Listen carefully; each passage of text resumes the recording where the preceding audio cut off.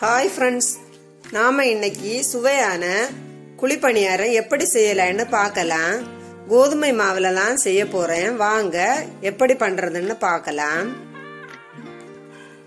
இப்ப ஒரு பாத்திரத்தை அடுப்புல வச்சு பாத்திரம் சூடானதும் 2 ஸ்பூன் நெய் சேர்த்திருக்கிறேன்.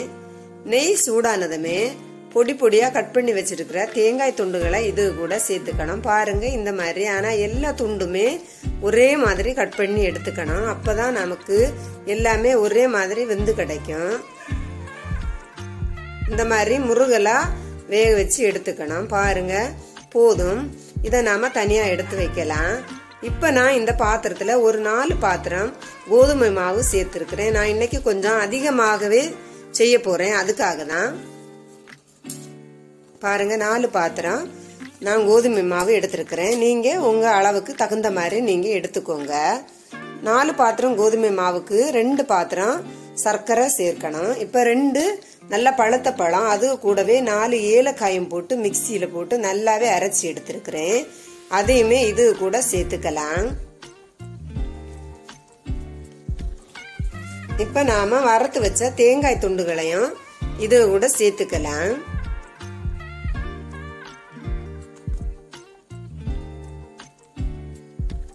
இப்ப நாம சர்க்கரை தண்ணியும் இது கூட 2 கப்பு சர்க்கரையும் 1 கப்பு தண்ணியும் சேர்த்து கொதிக்க வச்சு சர்க்கரை கரையும் அளவுக்கு கிளறி எடுத்திருக்கிறேன்.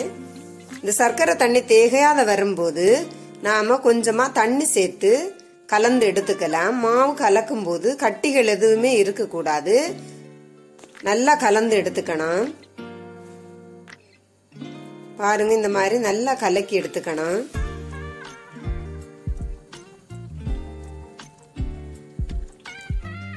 இப்ப கலந்து எடுத்தாச்சு. இந்த பதத்துக்கு நாம கலந்து எடுத்துக்கலாம். இப்ப இதை ஒரு மூடி போட்டு ஒரு 10 நிமிஷம் தனியா வச்சிருவோம். 10 நிமிஷத்துக்கு பணியாரம் சுட்டு எடுக்க போறோம். இப்ப பணியார கல்ல அடுப்புல வச்சு கல்லு சூடானதுமே கொஞ்சமா ஆயில் சேர்த்துக்கணும். நீங்க சின்ன பிள்ளைங்களுக்கு கொடுக்கறதா இருந்தா நெய் கூட சேர்த்து பண்ணலாம். ரொம்ப மணமா இருக்கும். இந்த பணியாரம் வந்துட்டு நாம செஞ்சோம்னா ஒரு 2-3 நாளைக்கு எல்லாமே வச்சு சாப்பிடலாம். ரொம்ப டேஸ்டா இருக்கும். ரொம்ப ஹெல்த்தியானதும் கூட. கோதுமை மாவுல நாம பண்றதுனால எல்லாருமே சாப்பிடலாம்.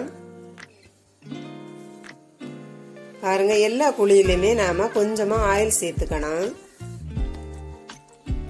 இதே மாவை வந்துட்டு நாம சட்டியில மொத்தமா எண்ணெய் விட்டு கூட பணியார மாதிரி பண்ணி எடுத்துக்கலாம்.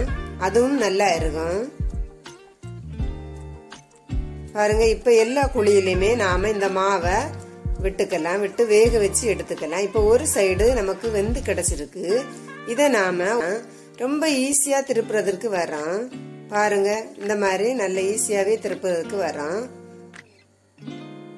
இப்படியே எல்லா பணியாரத்தையும் நாம திருப்பி விட்டுக்கலாம். பாருங்க இப்ப அடுத்த சைடு கூட வெந்துருச்சு.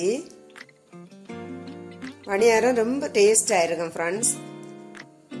சீக்கிரமா செய்யக்கூடியதுதான். ஒரு 10 நிமிஷத்துலயே நாம இந்த பணியாரம் செஞ்சு எடுத்துக்கலாம். குழந்தைங்களுக்கு கூட இந்த மாதிரி அடிக்கடி செய்து கொடுக்கலாம் ஃப்ரெண்ட்ஸ். பாருங்க இப்ப எல்லாமே வெந்துருச்சு. நாம எல்லா பணியாரத்தையும் இதுல எடுத்துக்கலாம். இப்படியே எல்லா மாவுலயும் நாம குழிப்பணியாரம் சுட்டு எடுத்துக்கலாம்.